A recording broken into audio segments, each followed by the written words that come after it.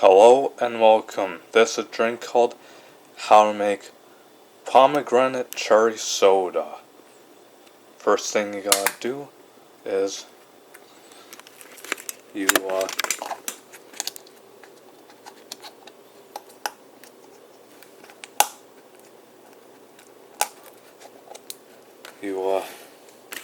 open this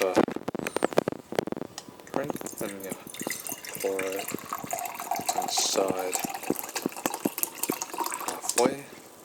Then after that, open the club soda and pour it into this mug. After you pour in the pomegranate cherry soda, the pomegranate cherry juice.